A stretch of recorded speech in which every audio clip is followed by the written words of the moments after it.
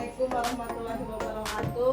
Waalaikumsalam warahmatullahi wabarakatuh. Selamat pagi Bapak Ibu. Pagi.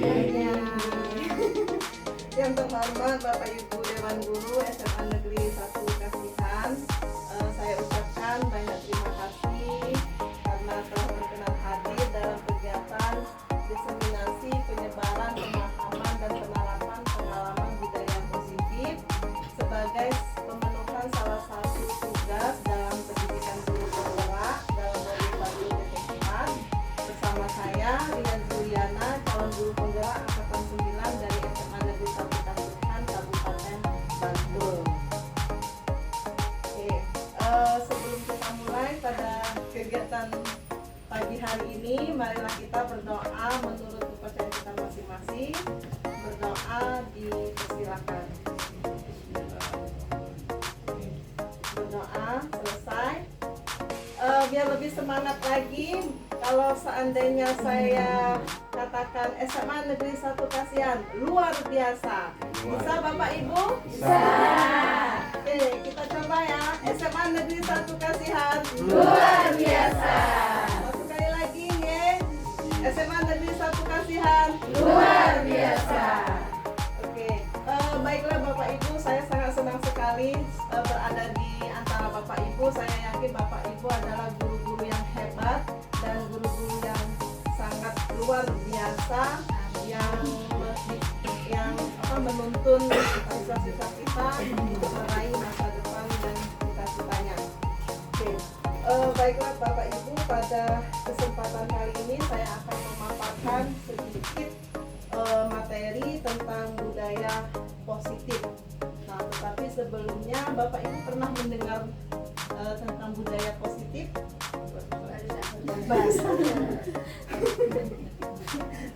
Dan saya mungkin Bapak Ibu, saya bukan bermaksud mengajarkan, tapi hanya berbagi, sharing gitu. Nah, menurut Bapak Ibu, apa budaya positif itu? Kebiasaan yang baik. Oke, ada lagi?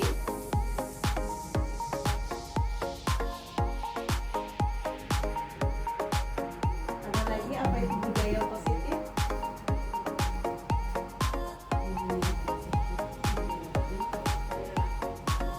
Perilaku positif. Oke. Jadi yang bernuansa positif nih Bapak Ibu. Nah, menurut Bapak Ibu, budaya positif ini penting nggak kita terapkan di sekolah? Penting. Sangat penting. Nah, kira-kira apa dampaknya jika ini bisa diterapkan di sekolah kita khususnya? Kemajuan sekolah, karakter siswa yang lebih baik. Oke. Nah,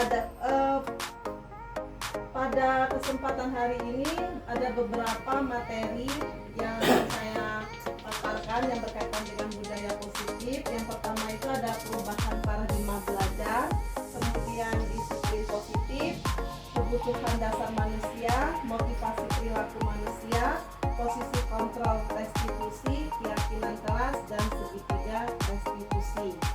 Nah, kita langsung saja. Yang pertama itu pembelajaran dengan paradigma baru. Nah, pembelajaran dengan paradigma baru itu merupakan pembelajaran yang dirancang berdasarkan prinsip pembelajaran berdiferensiasi, sehingga para peserta didik belajar sesuai kebutuhannya berdasarkan tahap perkembangan teori psikologi modern untuk mewujudkan profil pelajar Pancasila. Jadi pembelajaran dengan paradigma baru ini sesuai dengan filosofi pemikiran Ki Hajar Dewantara. Ki Hajar Dewantara berfilosofi bahwa kita sebagai pendidik itu harus dapat menuntun peserta didik kita sesuai dengan kodratnya. Nah, kodrat peserta didik di sini ada dua, kodrat alam dan kodrat zamannya. Jadi kita hanya sebagai fasilitator. Ibaratnya guru ini adalah petani menanam padi. Jadi kan kalau ingin menanam padi harus ada beberapa yang perlu kita persiapkan. Misalkan lahannya, bibitnya. Kalaupun bibitnya bagus, tapi kalau lahan atau sawahnya tidak bagus, kira-kira padinya akan tumbuh nggak? Enggak. Ya. Jadi yang pertama kali harus kita siapkan lahannya gitu. Jadi kita sebagai pendidik itu kalau kata Ki Hajar Dewantara diibaratkan sebagai seorang petani. Kemudian mengubah paradigma stimulus respon ke pendekatan teori kontrol. Nah ini dari saya mengutip dari Stephen R. Covey. Bila kita ingin membuat kemajuan perlahan, sedikit-sedikit, ubahkah sikap atau perilaku Anda. Namun bila kita ingin memperbaiki cara-cara utama kita, maka kita perlu mengubah kerangka acuan kita. Ubahlah bagaimana Anda melihat dunia, bagaimana Anda berpikir tentang manusia. Ubahlah paradigma Anda, skema pemahaman, dan penjelasan aspek-aspek tertentu tentang realitas. Nah di sini ada stimulus, respon, dan teori kontrol. Mungkin secara tidak sadar kita, khususnya saya sendiri selama ini menerapkan stimulus respon. Nah, paradigma pembelajaran yang baru kita diarahkan untuk ke teori kontrol. Salah satu contohnya misal sampai ini kita menganggap bahwa kebutuhan kita itu sama. Ternyata realitasnya kebutuhan kita itu berbeda. Nah, mungkin semua orang melihat hal yang sama selama ini. Ternyata setiap orang itu memiliki gambaran berbeda. Jadi kita diminta mengubah dari stimulus respon menjadi teori kontrol. Nah, yang terakhir mungkin saya bisa mengontrol orang lain. Selama ini kan khususnya saya pribadi, saya menganggap bisa mengontrol murid, mengubah perilaku murid sesuai dengan yang saya inginkan. Ternyata kita nggak bisa mengontrol murid. Jadi kita tidak bisa mengontrol orang lain. Ini stimulus respon menjadi teori kontrol. Oke Bapak Ibu.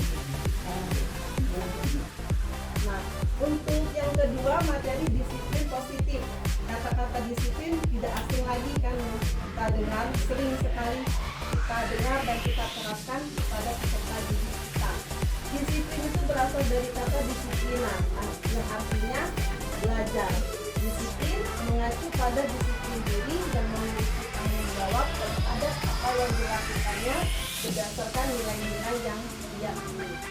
Nah, disiplin positif merupakan salah satu cara penerapan disiplin yang bertujuan untuk menumbuhkan kesadaran serta memberdayakan peserta didik tanpa imbalan, penghargaan, atau ancaman atau hukuman.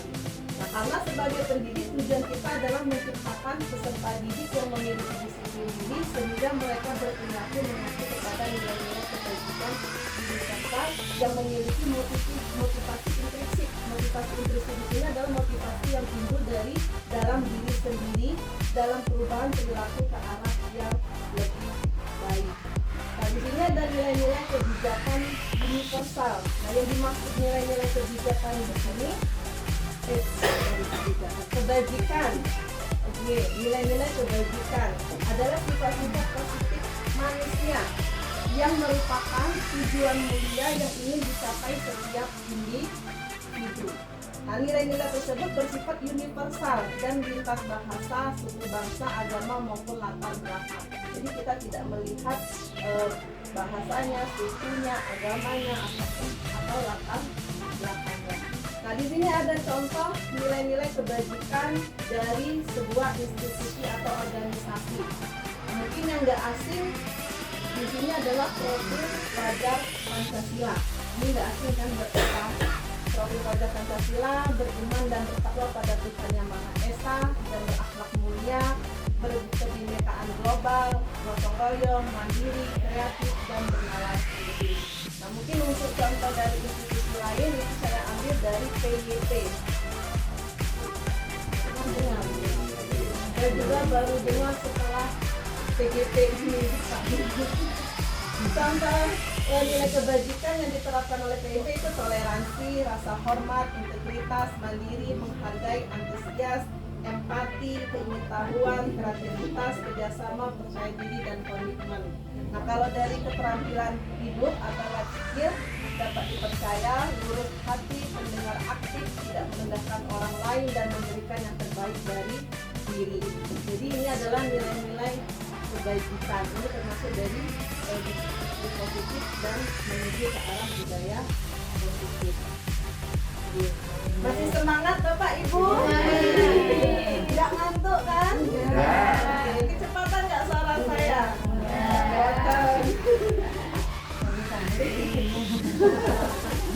Oke, ini kita sharing ya Bapak Ibu ya, sharing. Kalau misalkan ayat yang saya sampaikan kira-kira ada yang bertentangan, monggo, nggak apa-apa, nanti kita sharing.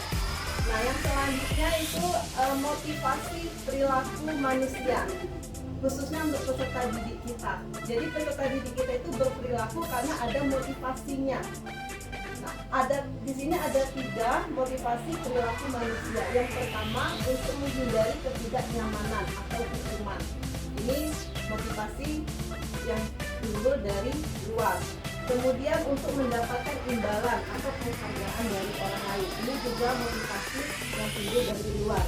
Nah, sedangkan yang ketiga, motivasinya adalah untuk menjadi orang yang mereka inginkan dan menghargai diri sendiri dengan nilai-nilai yang mereka punya. Nah, kira-kira Bapak Ibu, motivasi peserta didik kita yang paling dominan yang nomor berapa? Nomor 2. Oke.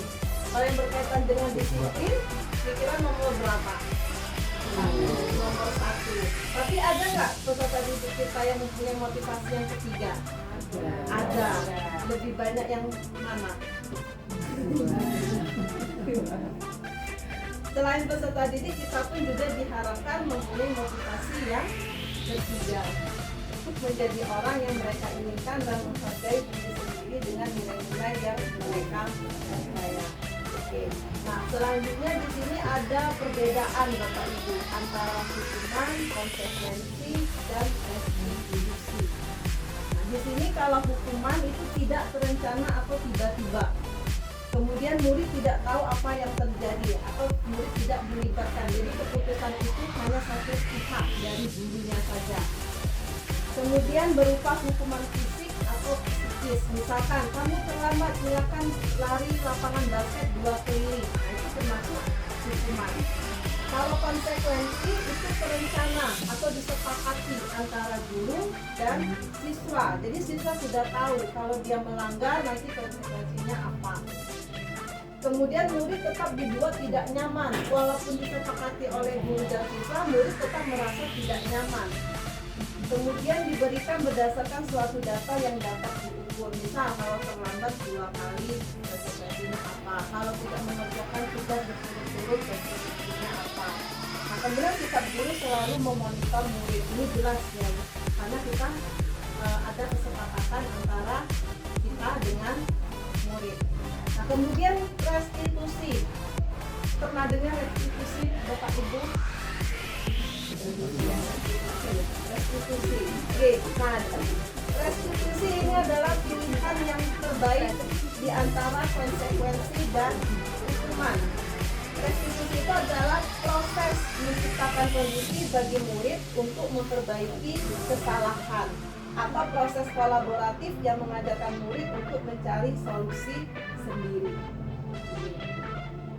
Masih semangat? Masih. Oke. Nah, selama ini Bapak Ibu, kalau saya sendiri, selama ini saya beranggapan kalau kita memberikan penghargaan kepada peserta didik itu salah satu bentuk apresiasi kita terhadap prestasi yang dicapai oleh peserta didik. Nah, tapi berdasarkan ilmu yang saya pelajari, ternyata penghargaan itu sama saja kita memberi hukuman kepada peserta didik. Jadi kita tidak dianjurkan untuk memberikan penghargaan apalagi secara terus-menerus kepada peserta didik, karena itu dianggap sebagai hukuman. Sama saja kita memberikan hukuman. Nah, kita lihat kenapa penghargaan itu nilainya sama dengan hukuman. Nah, ini berdasarkan Alkifon, penghargaan dan hukuman adalah cara-cara mengontrol perilaku seseorang yang menghancurkan potensi untuk pembelajaran yang sesungguhnya. Secara ideal, tindakan belajar itu sendiri adalah penghargaan sesungguhnya. Jadi, secara tidak kalau kita memberikan penghargaan itu sama dengan hukuman. Peserta didik itu muncul motivasinya bukan dari dirinya sendiri, tapi karena adanya penghargaan gitu. Nah, di sini dari Tuan Alfi ada beberapa alasan tentang tindakan memberikan penghargaan yang nilainya sama dengan hukuman, antara lain penghargaan jangka pendek dan jangka panjang. Jelas ya Bapak Ibu. Kemudian penghargaan tidak efektif, penghargaan bisa merusak hubungan. Kenapa bisa merusak hubungan? Karena bisa menciptakan rasa iri bagi orang yang tidak mendapatkan penghargaan. Kemudian penghargaan mengurangi kecepatan, menurunkan kualitas, mematikan kreativitas, penghargaan menghukum dan motivasi dalam diri. Nah, di sini saya jelaskan satu-satu. Pengaruh jangka pendek dan jangka panjang. Ini yang pertama. Jika kita menggunakan penghargaan lagi dan lagi, maka orang tersebut akan bergantung pada penghargaan yang diberikan serta kehilangan motivasi dari dalam. Kemudian jika kita mendapatkan penghargaan untuk melakukan sesuatu yang baik, maka selain kita senantiasa berharap mendapatkan penghargaan tersebut lagi, kita pun menjadi tidak menyadari tindakan baik yang kita lakukan. Betul nggak Pak? Betul. Iya, karena ini mendapatkan penghargaan, bukan hanya kesadaran dari dalam diri. Nah, kemudian yang kedua, mengapa penghargaan tidak efektif? Karena jika seseorang mengharapkan suatu penghargaan dan tidak mendapatkannya, maka orang tersebut akan kecewa dan berkecil hati, serta kemungkinan dia tidak akan berusaha sekeras sebelumnya. Betul nggak? Betul. Kemudian jika kita memberikan seseorang suatu penghargaan untuk melakukan sesuatu, maka kita harus terus-menerus memberikan penghargaan itu. Karena jika ingin orang tersebut memberikan perilaku yang kita inginkan, itu kan maksudnya. Karena kalau kita memberikan penghargaan pertama dengan anak, otomatis nanti untuk selanjutnya anak itu pasti berharap lagi kan kita memberikan penghargaan yang sama. Untuk yang ketiga, mengapa penghargaan dapat merusak hubungan? Nah, di sini secara tidak sadar saya juga baru sadar setelah belajar ini. Oh, ternyata penghargaan bisa merusak hubungan baik bersama murid. Nah, ketika seorang diberi penghargaan atau dipuji di depan orang banyak, maka yang lain akan merasa iri. Mungkin tidak semuanya, tapi pasti ada beberapa. Sebagian dari mereka tidak akan menyukai orang yang diberikan penghargaan tersebut. Namanya manusiawi yang ada rasa iri gitu. Kemudian yang kedua, jika seorang guru sering memberikan penghargaan kepada murid, besar kemungkinan murid-muridnya termotivasi hanya untuk menyenangkan dirinya. Jadi mereka tidak akan bersikap jujur kepada gurunya. Nah, yang ketiga, penghargaan menciptakan persaingan di dalam kelas, dan persaingan itu dapat menciptakan kecemasan. Kalau siswa belajarnya cemas, ada rasa cemas, kira-kira nyaman nggak? Nggak nyaman kan, berakibat nanti ke prestasi belajarnya. Dan yang ketiga, mereka yang percaya bahwa mereka tidak memiliki kesempatan untuk mendapatkan penghargaan akan berkecimpung di korban. Itu ya? Udahlah, nanti yang itu lagi kok. Untuk apa saya maju ya, untuk apa saya menyelesaikan soal tersebut, nanti yang bisa nilainya itu terus, gitu kan? Nah, kemudian yang ini, penghargaan itu sama dengan menghukum. Ya. Penghargaan menghukum mereka yang tidak mendapatkan penghargaan. Misalnya dalam sistem ranking, mereka yang mendapatkan ranking kedua akan merasa paling dihukum. Karena hasilnya tinggal, kenapa saya nggak ranking 1. Tapi syukurlah di kurikulum Merdeka ini rankingan tidak ada lagi. Kemudian karena orang pada dasarnya tidak suka dikendalikan dalam jangka waktu lama, maka penghargaan akan terlihat sebagai hukuman. Dan terakhir, jika suatu penghargaan diharapkan namun Anda tidak mendapatkannya, Anda akan merasa dihukum. Ini juga tidak hanya berlaku ke peserta didik, ya. Kita juga bisa merasakannya, ya. Ya nggak Bapak Ibu? Ya. Nah, kemudian motivasi dalam diri. Motivasi dalam diri. Jika kita memberikan penghargaan kepada seorang anak, pada saat dia sedang merasa bangga dalam pencapaiannya sendiri, tiba-tiba kita beri penghargaan, maka secara tidak sadar kita itu mengambil kegembiraan yang saat itu sedang dirasakan secara alamiah. Kira-kira, betul nggak Bapak Ibu? Karena iya, Seharusnya anak-anak bisa merasakan kegembiraannya karena dia mencapai sesuatu secara alami. Tiba-tiba kita merusaknya dengan memberikan penghargaan. Padahal tidak perlu, karena dia sudah merasa bangga dengan pencapaiannya sendiri. Masih semangat? Semangat. Atau kita ice breaking dulu? Boleh. Oke, ice breakingnya kalau misalkan sambung cerita gimana? Sambung kata. Sambung kata. Misalkan saya bercerita, terus kata terakhir saya pantai. Nah nanti misal saya menyebut nama siapa, misalkan Busun. Nah Busun melanjutkan pantai Parangtritis. Oke, nanti Busun menyebutkan kata terakhirnya apa, lempar ke siapa gitu. Gimana Bapak Ibu? Setuju nggak? Biar nggak hanya materi ya, kita harus berdiri. Enggak apa-apa. Oke, siapa yang mau mulai duluan? Busung. Oke, Busung. Silakan Busung bercerita bebas. Nanti Busung menyebutkan nama siapa, nanti yang disebutkan menyambung dari kata terakhir yang disebutkan oleh Busung. Cerita dulu nanti yang lain menyebutkan melanjutkan ceritanya dari kata terakhir yang diucapkan oleh Busung. Bebas Busung. Yang pagi ini apa gitu? Atau yang pagi tadi gimana gitu?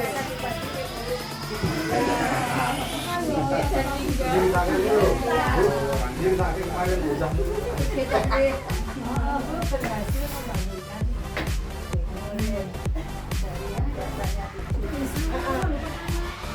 Enggak apa-apa Busung. Semangat Busung, ayo Busung. Bebas cerita. Apa yang dialami tadi pagi mungkin di jalan atau di rumah. Panjang. Ibu Panca, oke.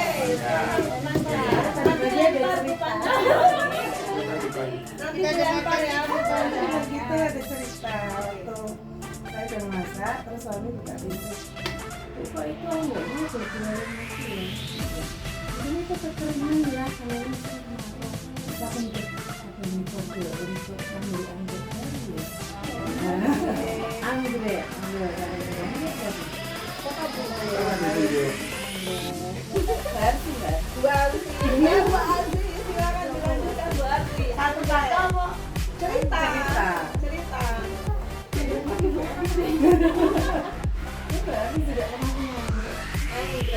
Anggrek. Enggak. Hubungannya dengan kata terakhir. Kata pertama ada. Iya.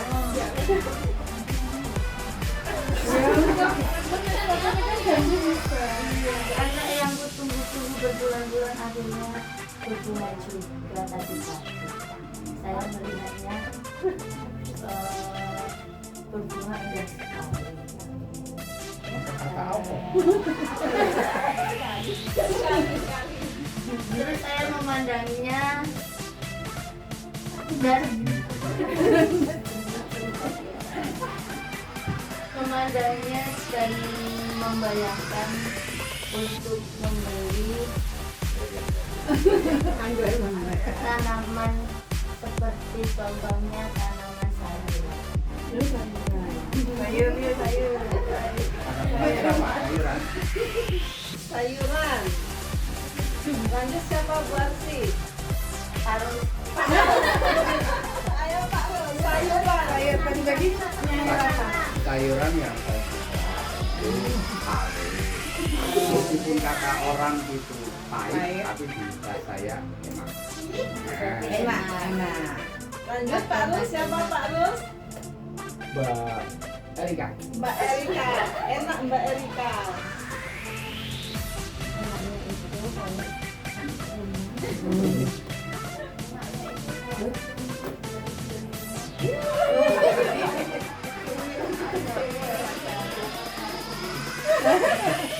Siapa lainnya Pak? bandara Bendera. Bendera. Bendera. Oke, lanjut yang satu siapa Mbak Erika? Bu Indah. Ayo Bu Indah, bendera. gembira. Iya. Gembira ada kita berenang, Putri.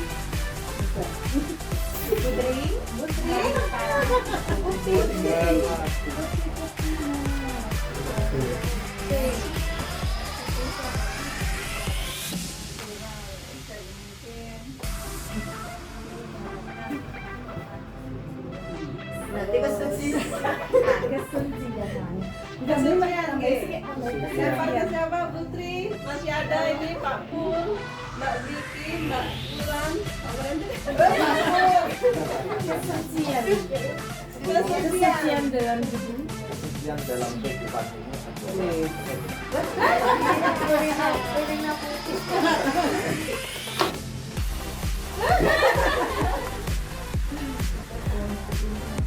Sesuatu deh. sesuatu yang Sangat mulia. ya sangat mulia dan harusnya diwakili. Orang. Sama Makmur. Bulan. Ayo Bulan. Orang. Orang-orang menanggapi dunia ini yang sangat menakjubkan. Menakjubkan sekali saya bisa melihat Bapak Ibu guru di sini. Cantik dan ganteng. Amin, amin, amin. Bapak Ibu tepuk tangan untuk Bapak Ibu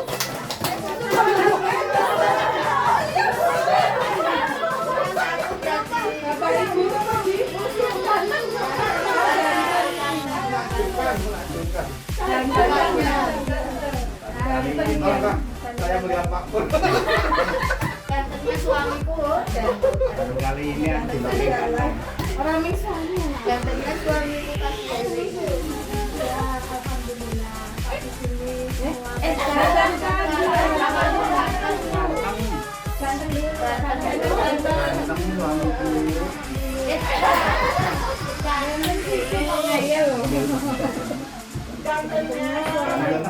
suamiku.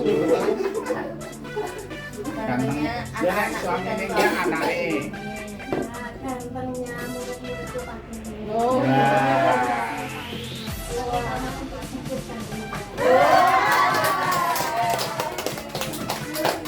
Terima kasih Bapak Ibu. Masih semangat ya.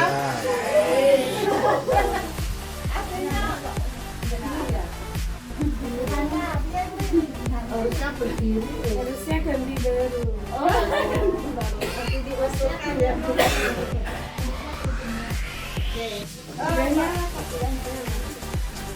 Ya.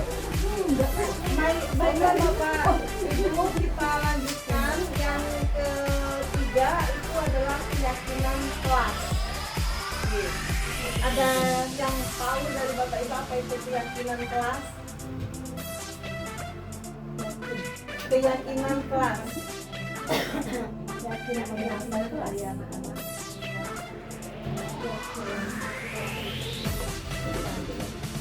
Iya, betul. Iya. Jadi keyakinan kelas ini adalah kesepakatan nih Bapak Ibu, kesepakatan yang dibuat oleh semua warga kelas. Jadi semua warga kelas itu terlibat untuk membuat kesepakatan di kelasnya agar proses pembelajaran di kelas itu nyaman, aman, yang paling penting menyenangkan bagi mereka sendiri. Nah, kesepakatan inilah yang kita sebut dengan keyakinan kelas. Nah, kalau seandainya kita terapkan keyakinan kelas ini di kelas kita masing-masing, khususnya kalau kita sudah di luar kelas, ini nanti secara tidak langsung akan membawa anak menuju ke budaya positif. Karena keyakinan kelas ini adalah hal-hal yang positif yang disepakati. Nah, kita lihat dulu pembentukan keyakinan kelas. Yang pertama, bersifat abstrak. Ya, Bapak Ibu, bersifat abstrak, kemudian berupa pernyataan universal. Yang ketiga, dibuat dalam pernyataan positif, tidak terlalu banyak agar mudah diingat dan dipahami oleh peserta didik sesuai dengan kondisi kelas, sehingga mudah diterapkan. Jadi keyakinan kelas masing-masing kelas itu berbeda-beda sesuai dengan kondisi kelas libatkan semua warga kelas. Nah, ini penting karena kesepakatan bersama dan bisa ditinjau dari waktu ke waktu. Jadi keyakinan kelas kalau misalkan di semester 1 ini kita sudah menerapkan kelas, di semester 2 mau kita ubah karena kita tinjau, oh ada yang perlu ditambah, itu boleh. Jadi masih bisa ditinjau dari waktu ke waktu. Nah, di sini ada beberapa contoh keyakinan kelas. Misal saya ambil keyakinan kelas X6. Setiap anggota kelas perlu belajar. Ya, kalimatnya positif, guys.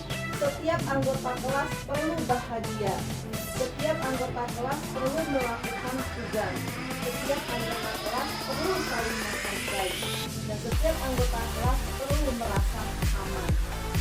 Kemudian contoh keyakinan kelas yang lain, misal selalu bersikap positif, senantiasa menjadi diri terbaik, percaya dan menghormati orang, kemudian berkomitmen terhadap setiap tugas, dan senantiasa membantu. Jadi ini contohnya menurut Bapak Ibu. Tidak oleh baik wali kelas maupun guru mapel itu bisa diterapkan. Komitmen, ya sama. Komitmen kelas, ya sama seperti komitmen kelas. Karena kalau misalkan semua warga konsisten untuk melaksanakan atau mematuhi keyakinan kelas ini, secara tidak langsung kan pelan-pelan akan membawa anak ke budaya positif, sehingga budaya positif dapat diwujudkan di sekolah. Kalau misalkan budaya positif terwujud di sekolah, maka profil pelajar Pancasila pasti akan ya. Ada yang berminat nanti untuk membuat keyakinan kelas? Sangat berminat, nih. Oh, ada yang sudah. Ya, komitmen kelas ya sama seperti yang seperti pernyataannya sesuai dengan kondisi kelas dan positif. Nah, selanjutnya di sini ada kebutuhan dasar manusia. Nah, kebutuhan dasar manusia. Di sini ada 5 kebutuhan dasar manusia yang mendasari perilaku manusia. Tapi sebelum kita lihat apa-apa saja, nah di sini kebutuhan dasar manusia itu adalah segala sesuatu yang kita lakukan untuk mendapatkan apa yang kita inginkan. Seluruh tindakan yang kita lakukan memiliki tujuan tertentu dan semua usaha terbaik yang kita lakukan adalah dalam rangka agar kebutuhan dasar kita terpenuhi dengan baik. Jadi tidak hanya peserta didik, kita pun melakukan sesuatu itu karena kita ingin memenuhi kebutuhan dasar kita. Cuma kadang kita nggak sadar, betul nggak Bapak Ibu? Betul. Nah di sini ada 5 kebutuhan dasar manusia. Kita lihat yang pertama itu untuk bertahan hidup.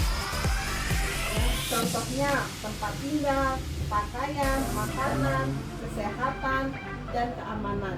Kemudian kebutuhan dasar yang kedua itu kasih sayang dan rasa diterima. Kebutuhan untuk akan diterima oleh orang lain. Contohnya rasa diterima, dipedulikan, berbagi, kerjasama, menjadi bagian dalam kelompok. Kebutuhan yang ketiga adalah penguasaan. Yang dimaksud dengan penguasaan adalah kebutuhan akan pengakuan kemampuannya, atas pengakuan atas kemampuannya. Misalkan harga diri, ya kebutuhan harga diri, keinginan untuk dianggap, memimpin, berprestasi, diakui dan didengar. Nah, yang keempat itu kebebasan, kebutuhan akan memilih, ya kebutuhan untuk memilih. Karena mandiri, memiliki pilihan, mencoba hal baru, mampu mengendalikan arah dirinya. Dan yang terakhir itu adalah kebutuhan kesenangan, kebutuhan akan merasa senang, bermain, bercanda, antusiasme, tertawa. Jadi perilaku peserta didik kita itu yang mendasarinya berperilaku seperti itu 5 ini Bapak Ibu. Ada salah satu kebutuhan dasar yang ingin mereka penuhi. Misal dia suka bercanda di kelas, suka bermain, suka ngusil. Nah mungkin dia ingin memenuhi kebutuhan kesenangannya gitu. Atau dia ngantuk di kelas, cuek belajarnya, mungkin dia ingin memenuhi kebutuhan kebebasannya. Terus ada juga kan mungkin peserta didik kita kayak minta perhatian kan sama kita, dari perhatian. Nah itu mereka berperilaku seperti itu karena ini memenuhi kebutuhan kasih sayang dan rasa keamanan. Jadi ini tidak berlaku kepada peserta didik kita saja, berlaku juga kepada kita, berlaku juga kepada anak-anak kita. Betul ya Bapak Ibu? Jadi perilaku manusia itu perilaku manusia itu ada dasarnya, ya, ada yang melatar belakangnya, ada alasannya, ada kebutuhan dasar yang ingin dia penuhi. Betul ya Bapak Ibu? Selanjutnya yang kelima, 5 posisi kontrol guru. Nah, di sini ada penghukum, ada pembuat merasa bersalah, ada teman, ada pemantau, dan ada manajer. Nah, mungkin kita refleksi dulu ya Bapak Ibu. Kira-kira selama ini posisi kita di mana? Teman. Teman.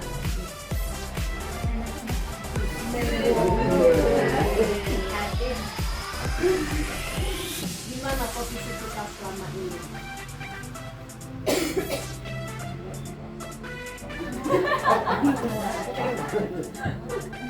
Pernah nggak kita memposisikan diri kita di kelima posisi ini? Pernah. Saya pun juga pernah. Mungkin sebagai penghukum saya pernah. Mungkin di awal-awal menjadi guru, idealisnya masih tinggi gitu, ya. Tapi pernah penghukum. Membuat merasa bersalah itu juga pernah ya. Nah, kita lihat apa sih kelima posisi kontrol guru ini. Nah, kita lihat contohnya saja. Ini contoh 5 posisi kontrol guru. Kita ambil kasusnya siswa yang bernama Adi terlambat hadir di sekolah. Nah, kalau kita memposisikan diri kita sebagai penghukum, ini yang akan kita katakan kepada siswa kita. Contoh, terlambat lagi, terlambat lagi, selalu datang terlambat. Kapan bisa datang tepat waktu? Mungkin nadanya kayak marah gitu ya. Oke, dengan mata melotot, mungkin dengan tangan di pinggang, mungkin ya kan. Kalau misalkan pembuat merasa bersalah gimana? Nah mungkin seperti ini. Adi, kamu ini bagaimana ya? Kamu sudah berjanji dengan ibu tidak akan terlambat lagi. Kamu kenapa ya senang sekali mengecewakan ibu? Ibu benar-benar kecewa sekali. Jadi kita itu membuat murid itu seperti merasa bersalah. Gara-gara dia kita kecewa. Gara-gara dia kita mungkin nanti dimarahi kepala sekolah, misal. Kemudian kalau sebagai teman, ini mungkin senang bercanda ya, dengan mimik muka yang menyenangkan. Biasanya posisi ini yang disukai oleh siswa. Iya, betul ya Bapak Ibu? Andi, bagaimana sih kamu? Kemarin kamu sudah janji ke ibu bukan? Sambil tertawa ringan, betul ya Pak Rusli? Betul Bu. Ya sudah, tidak apa-apa. Duduk dulu sana, nanti Bu Guru bantu. Kamu ini Kalau sebagai pemantau, pemantau. Nah, ini sebagai pemantau. Ini formal, kesannya formal. Guru, Adi, tahukah kamu jam berapa kita mulai? Tahu? Kamu terlambat 15 menit. Apakah kamu sudah mengerti konsentrasi yang harus dilakukan bila terlambat? Paham Bu, saya harus tinggal kelas pada jam istirahat nanti dan mengerjakan tugas ketertinggalan saya. Kemudian guru, ya benar, nanti pada saat jam istirahat kamu harus tinggal di kelas untuk menyelesaikan tugas yang tertinggal tadi. Saya setuju. Pernah memposisikan sebagai pemantau Bapak Ibu? Pernah. Oh, kalau tidak pernah Bu. Itu sebagai teman berteman. Nah, sekarang kita lihat yang sebagai manajer Bapak Ibu. Sebagai manajer. Nah, ini musuh. Iya. Adi, apakah kamu mengetahui jam berapa sekolah dimulai? Tahu Bu, jam 7. Ya, jadi kamu terlambat. Kira-kira bagaimana kamu akan memperbaiki masalah ini? Kemudian Adi, saya bisa menanyakan ke teman saya Bu untuk mengajar tugas yang tertinggal. Kemudian guru, baik itu bisa dilakukan. Apakah besok akan ada masalah untuk agar kamu bisa hadir tepat waktu ke sekolah? Tidak, Bu, saya bisa hadir tepat waktu. Baik, saya hargai usahamu untuk Nah, ini ada contoh realnya ya Bapak Ibu. Ini bukan pengalaman saya pribadi. Ini saya ambil dari kanal YouTube Pendidikan Guru Penggerak. Bisa kita lihat contoh realnya.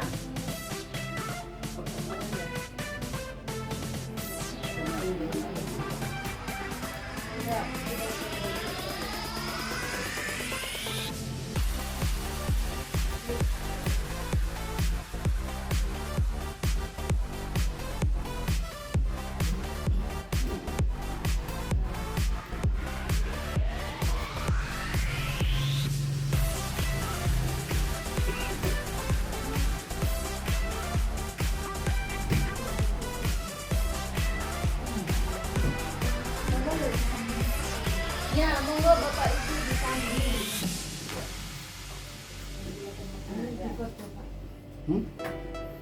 Itu kanal YouTube. Nggak muncul ya? Oh, ini iya. Nak lihat ini aja ya, guys.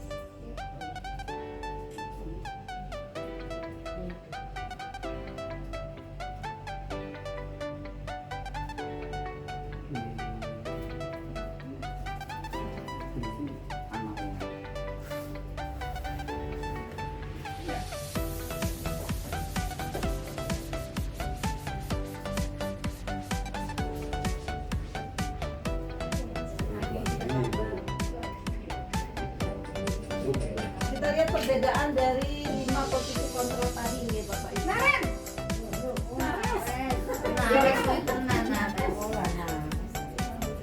Selamat pagi Bu. Selalu terlambat. Kamu deh, pasti terlambat. Maaf Bu, saya Apa? Apa coba? Alasan kamu apa lagi? Kapan sih kamu tidak terlambat? Malah sekali ya kamu jadi anak. Dasar kenalan. Gak kapok-kapok sih kamu. Sudah berapa kali terlambat? Sana, kamu keliling lapangan basket 2 kali. Kenapa saya harus ke lapangan basket Bu? Kenapa? Kamu melawan ibu. Berani-beraninya jawab. Sudah terlambat, masih berani jawab nggak? Sekarang, keliling lapangan basket 5 kali sekalian. Biar kapok. Mas, pergi sana ke lapangan basket. Ini posisi yang kedua nih Bapak Ibu, pembuat merasa bersalah. Masih naren. Naren,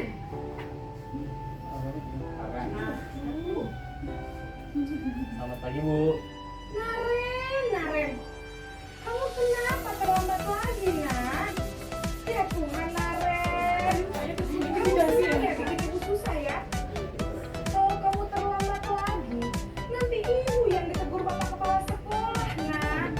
Disangka ibu tidak bisa membina kamu. Duh, gimana ini? Maaf Bu. Duh, Gusti Lihat ekspresi Naren. peserta Naren. didiknya nih Bapak Ibu. Kamu suka ya kalau ibu tegur bapak kepala sekolah? Terus, sekarang ibu harus tulis apa yang di buku absen? Ini kamu sudah sering terlambat loh. Ibu harus apa coba? Maaf Bu. Maaf sekali. Ya sudah, lain kali jangan bikin ibu susah lagi ya nak ya. Ibu tidak akan kuat lagi kalau kamu begini terus.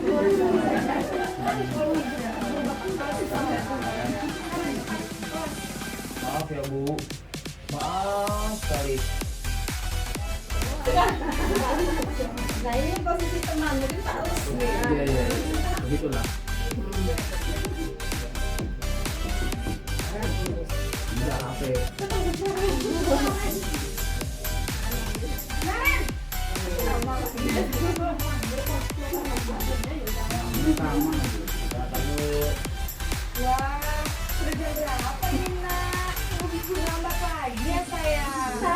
Habis ibu saya lupa bangunkan saya, Bu. Kamu malah menyalahkan ibu kamu. Kamu bukannya anak yang larinya paling kencang. Kok terlambat sih? Iya, Bu. Saya memang terlambat bangun tadi. Jadi, biarpun saya lari kencang, tetap gak kejar, Bu. Ya sudah sana. Nanti lain kali larinya lebih kencang lagi ya. Biar gak terlambat lagi. Bikin seneng ibu. Demi ibu. Bisa kan? Bisa lah, Bu. Ibu beresin urusan absen kamu. Kamu ini ada-ada saja. Yang keempat, posisi pemantau.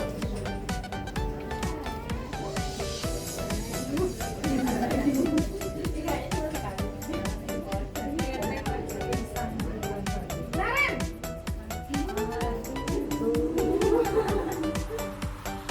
Selamat pagi, Bu.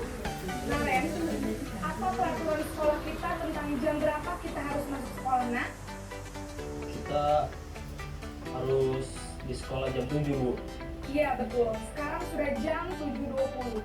Naren sudah tahu konsekuensinya jika terlambat hadir. Paham, Bu. Saya harus tinggal kelas pas jam istirahat selama 20 menit. Iya benar, konsekuensinya demikian. Jadi nanti jam 9.30 pas istirahat, kamu harus tinggal di kelas, kerjakan tugas tambahan untuk ketertinggalan kamu, ya? Baik, Bu. Nah, ini yang terakhir, posisi manajer. Sama ya kayak awalnya.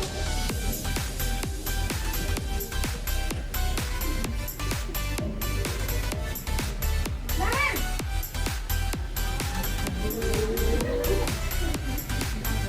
Selamat pagi, Bu. Selamat pagi, Naren. Maaf, Bu. Saya terlambat. Iya, sekolah masuknya jam 7, sekarang sudah jam 7.20. Jadi sekarang bagaimana ini, Naren? Maaf, Bu. Saya lupa setel alarm saya semalam. Baiklah, menurut kamu, keyakinan sekolah yang mana yang perlu kamu tingkatkan?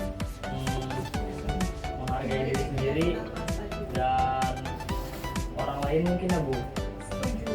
Jadi, apakah Naren meyakini prinsip saling menghormati tersebut? Iya, Bu. Saya meyakininya. Apakah Naren bersedia memperbaiki masalah keterlambatan ini? Bersedia, Bu. Bagaimana kamu akan memperbaiki masalah keterlambatan ini? Saya akan coba untuk tidak lupa menyetel alarm saya, Bu. Baik, kalau Naren lupa menyetel alarm di rumah, ada orang yang kira-kira bisa bantu mengingatkan tidak? Ada, Bu. Kakak saya, Kak Emma. Ada lagi selain Kak Emma? Selain Kak Emma, ada ibu saya. Baik, jadi yang mengingatkan Naren adalah Kak Emma dan ibu Anda. Kira-kira akan mulai setel alarm kapan nih, Naren? Setelah pulang sekolah, akan segera saya lakukan. Baik, jadi Naren akan setel alarm untuk bangun besok pagi dan akan diingatkan oleh kakak dan ibunda Naren ya. Ada lagi yang mungkin perlu dilakukan, Naren, agar tidak terlambat bangun lagi. Tidak ada, Bu. Baik, Naren, terima kasih untuk kerjasama kamu. Sekarang kamu perlu kembali ke kelas untuk belajar. Baik, Bu. Terima kasih.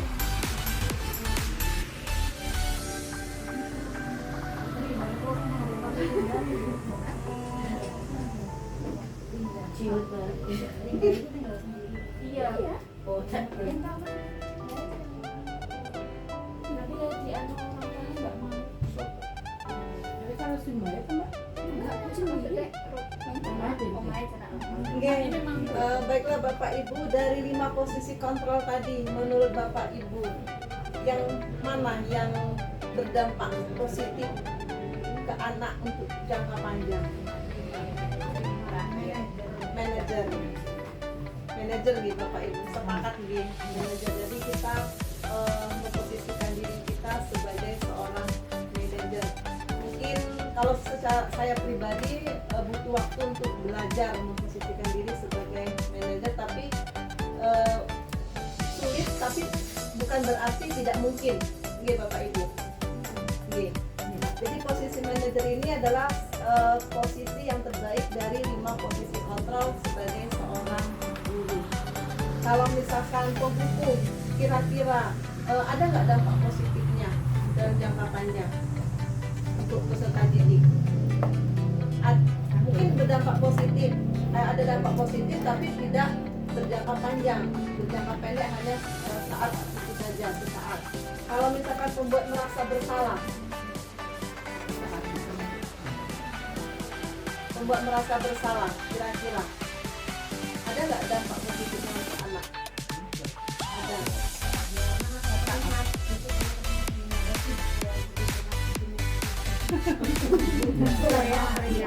Tapi untuk perubahan ke arah positif mungkin tidak berjangka panjang. Teman, kira-kira teman mungkin kita bisa menjadi lebih dekat ke murid kita, tapi ada nggak dampak negatifnya? Kurang menghargai. Kalau pemantau, kalau pemantau sebagai seorang pemantau, gimana Bu Linda? Semangat Bu Linda. Sebagai seorang pemantau, berarti yang terbaik itu adalah sebagai seorang manajer. Nah, terakhir di sini ada segitiga restitusi. Segitiga restitusi. Pernah dengar Bapak Ibu? Baru kan? Segitiga restitusi adalah suatu proses dialog yang dijalankan oleh guru agar dapat menghasilkan murid yang mandiri, bertanggung jawab, dan dapat memecahkan masalah. Berarti segitiga restitusi ini adalah salah satu cara yang kita terapkan kepada peserta didik untuk mereka menyelesaikan masalahnya sendiri. Jadi kita hanya menuntun. Nah, untuk tahapan segitiga restitusi ini ada 3. Yang pertama itu menstabilkan identitas. Yang kedua, validasi tindakan yang salah. Dan yang ketiga, menanyakan keyakinan. Nah, di sini akan kita bahas satu-satu. Yang pertama itu menstabilkan identitas. Apa yang dimaksud dengan menstabilkan identitas di sini? Nah, menstabilkan identitas di sini adalah berdasarkan prinsip membuat kesalahan adalah bagian dari proses pembelajaran. Jadi, menstabilkan identitas ini bertujuan untuk menggeser identitas murid dari identitas gagal karena dia melakukan kesalahan ke identitas sukses. Contoh pernyataan yang kita gunakan misalkan, berbuat salah itu tidak apa-apa, tidak ada manusia yang sempurna, ibu bapak juga pernah melakukan kesalahan seperti itu. Ibu bapak tidak tertarik mencari siapa yang salah, tetapi ibu bapak ingin mencari solusi dari permasalahan ini. Kamu berhak merasa begitu. Apakah kamu sedang menjadi teman yang baik buat dirimu sendiri? Jadi kalau kita memulai membuat pernyataan seperti ini kepada peserta didik, artinya kita menstabilkan identitas mereka, mengubah dari identitas gagal menjadi identitas sukses. Kemudian yang kedua, validasi tindakan yang salah. Jadi walaupun mereka melakukan kesalahan, bukan berarti kita membenarkan kesalahan tersebut. Jadi validasi tindakan yang salah ini berdasarkan prinsip setiap perilaku berupaya untuk memenuhi suatu kebutuhan tertentu. Kembali lagi ke kebutuhan dasar manusia tadi. Peserta didik berperilaku karena ada kebutuhan yang ingin mereka penuhi. Nah, guru akan bergeser dari pemikiran stimulus respon menjadi proaktif. Contoh, pernyataan yang digunakan oleh guru, kamu pasti punya alasan mengapa melakukan hal itu. Padahal kamu bisa melakukan yang lebih buruk dari ini ya. Kamu patut bangga karena telah melindungi sesuatu yang penting buatmu. Kamu boleh mempertahankan sikap itu, tetapi kamu harus menambahkan sikap yang baru. Yang ketiga, tahapan yang terakhir, baru kita menanyakan keyakinan.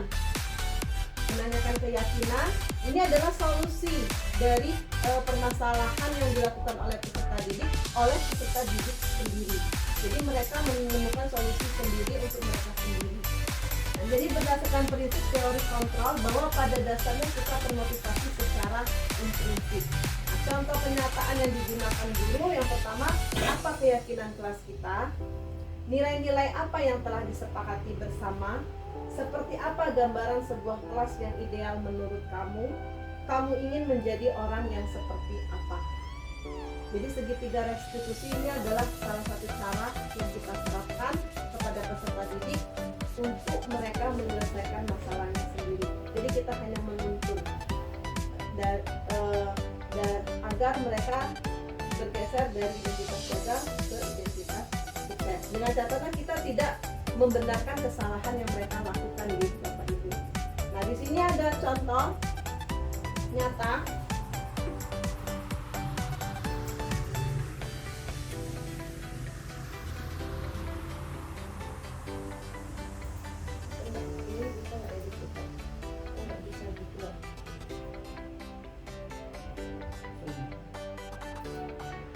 Ini contoh penerapan segitiga restitusi. Tidak lama mereka selesai. Cuma saat itu. Betul Pak, betul banget. Masa aku dikatain tukang fitnah Pak? Ya aku marah lah. Aku balik katain mereka di depan kelas. Betul banget. Oh begitu. Ya pasti kamu marah dan kesal. Bapak juga akan marah apabila ada yang menuduh Bapak seperti itu. Kemudian pada saat itu kamu mau melakukan apa? Ya saya langsung ngatain Eka lah Pak. Betul banget. Saya bentak-bentak dia depan teman-teman lain. Oh begitu. Pasti kamu melakukan seperti itu karena suatu alasan tertentu kan? Iyalah, saya biasa aja Pak. Ya saya bilang gini lah. Masa saya dituduh tukang fitnah? Ya wajar lah. Mempertahankan harga diri itu sepertinya penting buat kamu. Untung kamu tidak bertindak lebih gegabah lagi. Hanya membentak-bentak. Iya Pak. Untung saya masih bersabar dan hanya membentak saja. Udah gemes padahal. Saya pasti bela diri lah. Ya pasti ya. Tapi kamu memilih untuk tetap bertahan dan bersabar. Kamu memilih untuk tidak berbuat lebih parah lagi. Bukan? Iya. Nah, sekarang coba kita lihat lagi tindakan kamu yang bentak-bentak Eka di kelas. Tindakan kamu itu kira-kira sesuai dengan keyakinan kelas atau prinsip kamu tidak? Enggak lah Pak. Capek Pak jadi pemarah. Jadi keyakinan atau prinsip mana yang kurang sesuai dengan keinginan kamu? Ya saya sebenarnya sangat menghargai orang lain. Mungkin saat itu saya menjadi emosi. Jadi tidak menunjukkan sikap itu. Kamu meyakini tidak menghargai orang lain itu penting buat kamu? Yakin lah Pak. Iya, setuju. Kita harus saling menghargai. Namun ada juga keyakinan yang kita sepakati yang perlu kita jalankan apabila kita sedang marah, kan? Ya saya bisa lebih aktif mulai dengan diri sendiri. Saya bisa jadi sabar. Kira-kira kamu bersedia memperbaiki masalah ini tidak? Iya Pak. Kalau kamu memperbaiki masalah ini, kamu akan menjadi orang yang kuat. Saya akan menjadi orang yang bertanggung jawab kali ya Pak. Dan satu lagi. Iya. Menurut kamu, bagaimana rasanya menjadi orang seperti itu? Ya lagi Pak. Bangga ya sabar dan Baiklah kalau begitu. Yuk kita pikirkan bagaimana memperbaiki masalah ini. Nah, ini anak menemukan solusi sendiri. Iya, jadi kita sebagai guru itu hanya menuntun, mengarahkan.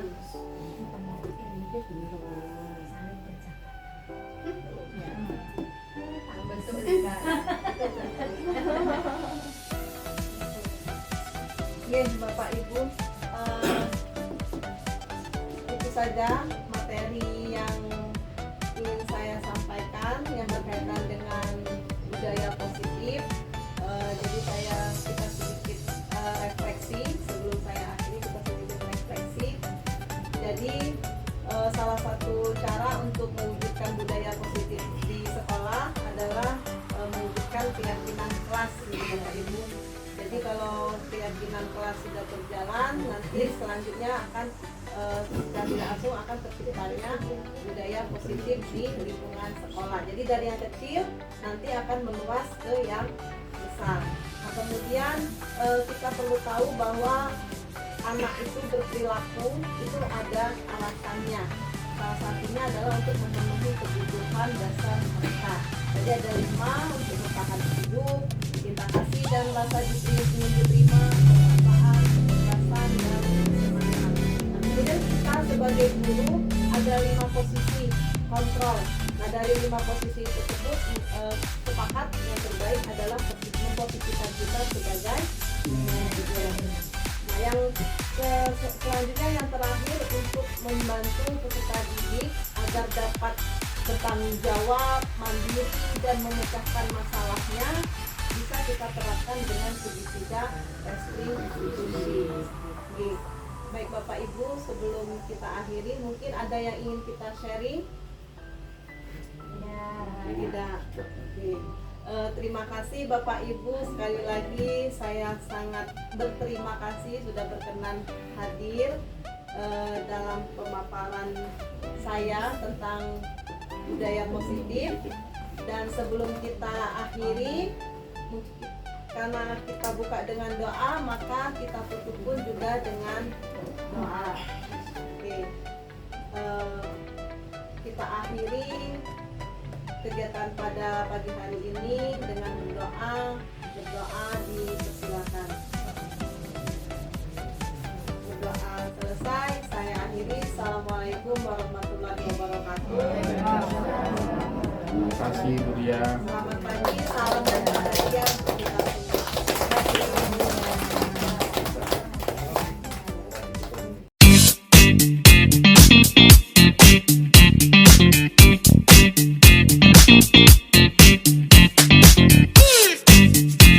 Assalamualaikum warahmatullahi wabarakatuh. Selamat pagi. Sehat. Bagaimana kabarnya? Untuk 1 jam ini kita akan membuat keyakinan kelas. Pernah dengar? Belum. Oke, jelaskan dulu. Keyakinan kelas di sini mirip-mirip dengan peraturan. Ya kalau di sekolah kan ada peraturan atau tata tertib sekolah. Ya kan? Nah, peraturan dan tata tertib sekolah itu harus dipatuhi tidak? Harus. Ya kan? Waktu masuk ke sini ada kalian menandatangani ya kan? Menyepakati untuk mematuhi tata tertib sekolah. Nah kalau di sekolah ada, maka di kelas itu seharusnya juga ada. Nah tapi peraturan di kelas itu dalam bentuk keyakinan. Nah mengapa dalam bentuk keyakinan? Ada yang tahu? Iya, biar kita yakin dengan nilai-nilai yang kita yakini sendiri. Jadi kita bisa bertanggung jawab terhadap nilai-nilai yang kita yakini. Nah, keyakinan kelas yang akan kita buat itu dalam bentuk kesepakatan kelas. Jadi kita membuat sendiri kesepakatan kita apa.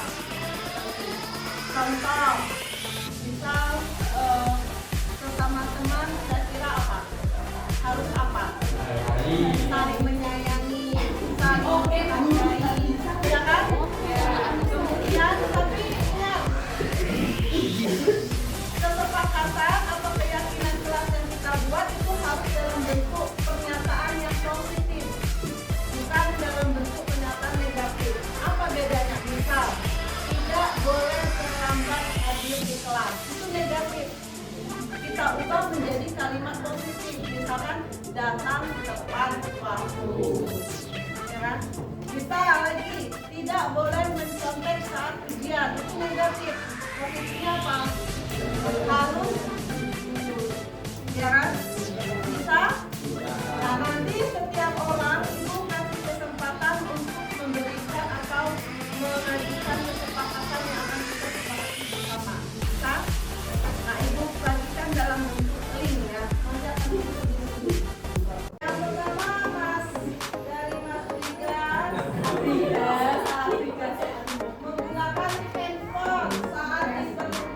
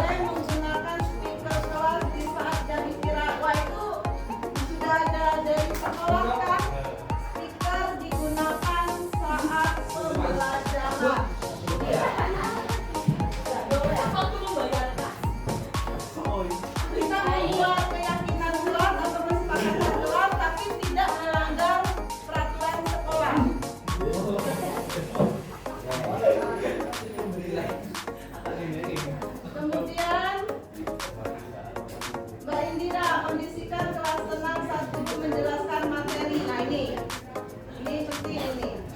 Ya, karena kan gaya belajar setiap orang beda-beda. Ada yang orang membutuhkan kalau belajar itu suasananya tenang, nggak berisik.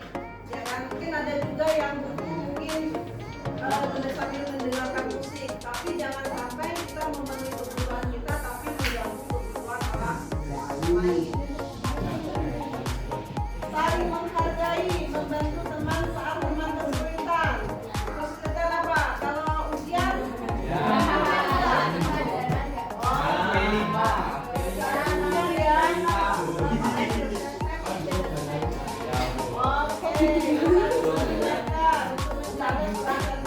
berarti ada yang sama ya.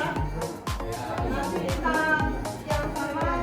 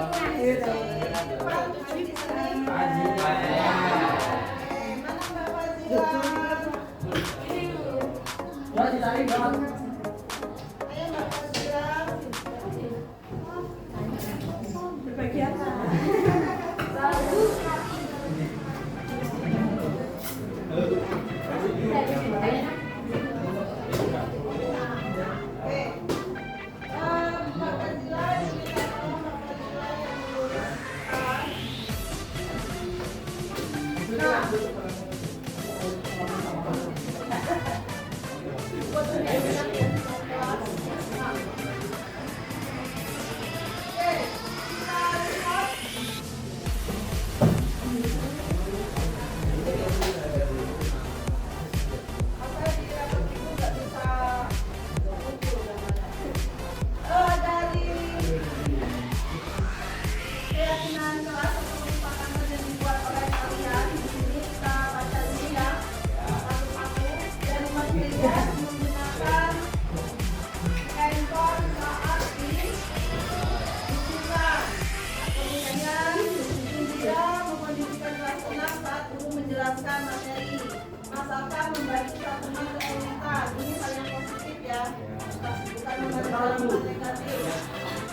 Kemudian Heisha menjaga kebersihan lingkungan kelas, saling tas, saling menghargai, membantu teman tak pernah bercerita, saling mengingatkan untuk menjaga kebersihan kelas, tepat waktu membayar kas.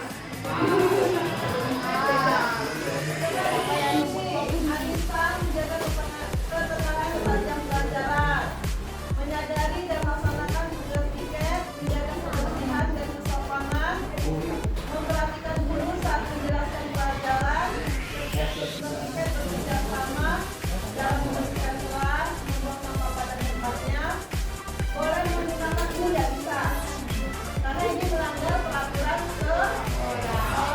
Menggunakan seragam dengan tanggung fokus menghadiri guru saat menjelaskan. Oke, di sini kan kalau kita lihat ada beberapa yang sama ya.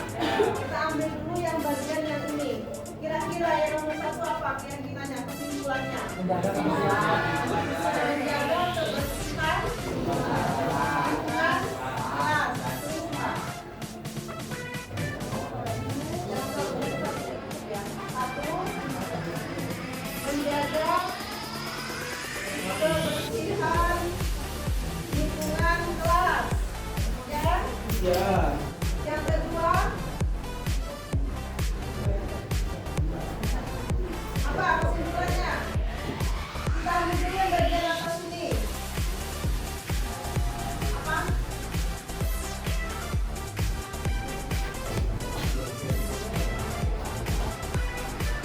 Menjaga ketenangan saat jam pelajaran, fokus memperhatikan guru, kondisikan kelas tenang saat guru menjelaskan materi. Apa jadinya?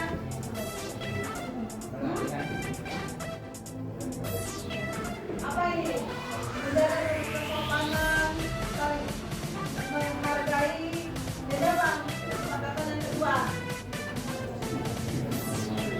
Apa? Apa enggak?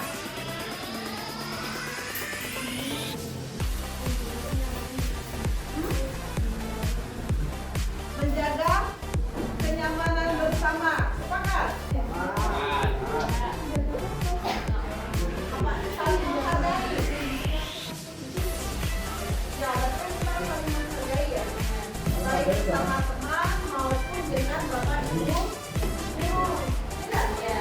Berarti itu yang kedua, saling menghargai. Saling menghargai ini untuk semua orang ya, baik sama teman maupun kepada bapak ibu guru. Jangan hanya diucapkan, tapi dilaksanakan. Ya Mbak Kaisa? Kamu nanti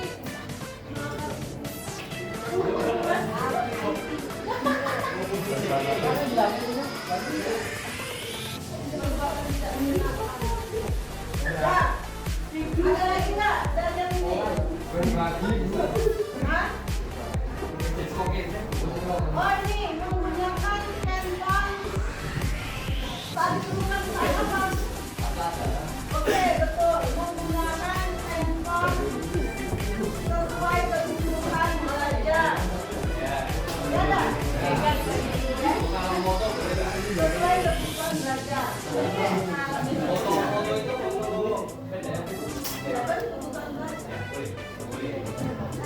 Menggunakan handphone sesuai kebutuhan belajar, oke?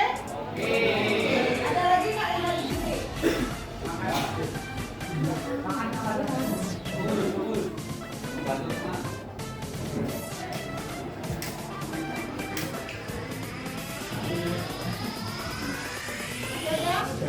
Masih ada nggak? Kalau nggak kita scroll ke bawah. Oke, kita scroll ke bawah. Oh seragam. Seragam ini kan sudah ada di peraturan sekolah. Ya nggak? Walaupun tidak ada di keyakinan kelas, tetap harus dipatuhi. Ya kan? Oke. Lanjut dari apa ya tadi ya?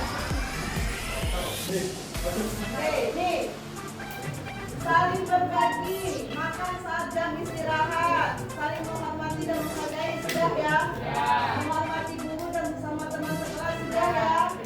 Bertanya jika tidak paham dengan materi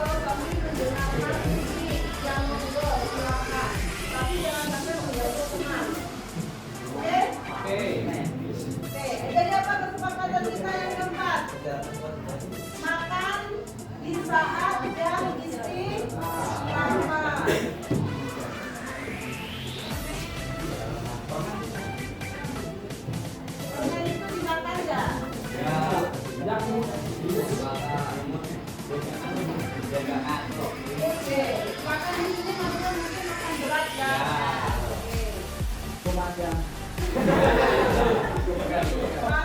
saat jam istirahat. Apa lagi? Mencoba mendiskusikan jika ada masalah di kelas. Berbicara dengan baik dengan kepala dingin. Wah, apa ini? Teman saling menghargai nggak sih? Iya ya, saling menghargai ya. Oke, bagi juga.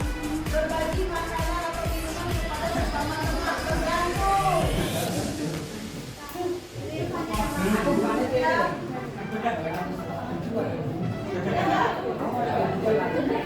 Bisa nggak ini dibuat kesepakatan kelas? Bisa. Tapi nggak selalu. Iya, betul.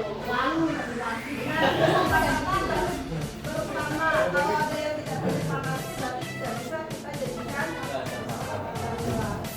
Kemudian menggunakan hak dan melaksanakan kewajiban para siswa di kelas. Mungkin ini termasuk tiket ya. Oke, mungkin ditambah Mbak.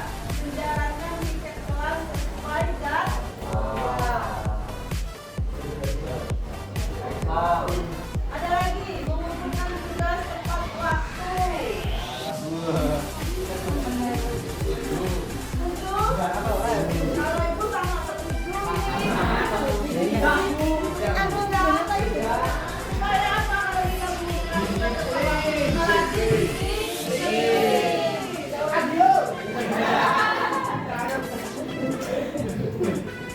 Berarti yang menang ya, mengumpulkan tugas tepat waktu. Kemudian ini membersihkan, merapikan kembali barang-barang yang digunakan saat mengerjakan proyek. Ini kembali ke nomor 1 ya? Ada proyek yang nyala? Iya. Kemudian bagi setiap pihak bekerja sama dalam membersihkan kelas dan silang. Ini termasuk ya yang membuat Ina ya. Ya dah? Kemudian nomor 6 Pak Uzi. Uzi ini apa? Oh, Uzi dan Bapak Ibu. Ya, masa dunia juga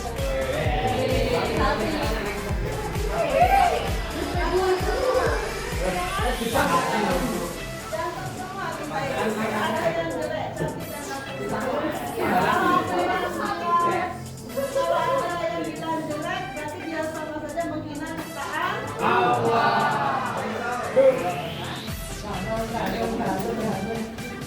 ya. Kita lihat yang dari Mas Uzi ganteng, boleh minum, menjadi pendengar yang baik. Ini termasuk saya saja ya. Membantu teman saat kesulitan.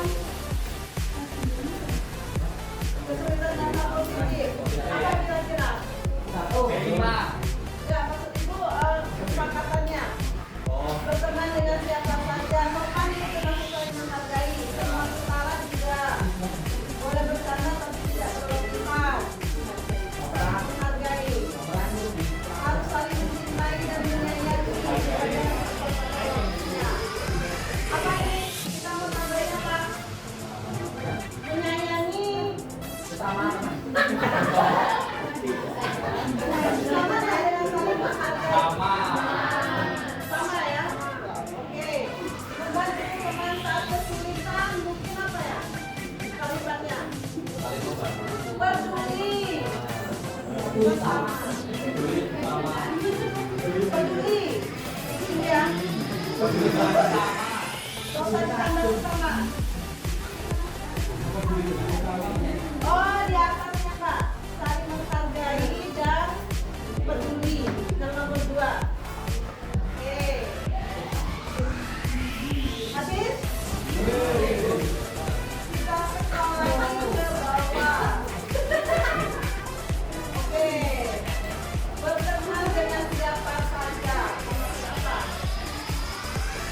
Oh, sudah Mbak? Oke. 7. Berteman dengan siapa saja.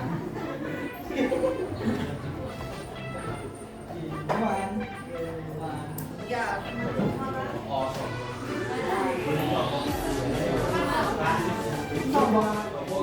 Ada lagi nggak yang mau ditambah? Ada yang mau ditambah? Enggak, maksudnya dari sini loh. Ada lagi nggak? Ada yang mau tidak boleh mengatakan Oke,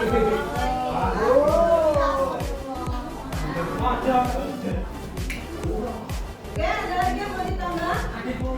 Cukup. Oke, terima kasih Mbak Fadila. Oke, jadi ini keyakinan kelas kita ya, keyakinan kelas E6. Ada 7 poin. Dan keyakinan kelas ini harus kalian yakini dan harus kalian laksanakan, tegakkan. Intinya harus bertanggung jawab terhadap nilai-nilai yang diyakini atau yang disepakati bersama. Sekarang ibu tanya sekali lagi, sepakat dengan 7 poin ini? Sepakat, coba sama-sama dibacakan dari awal sampai akhir.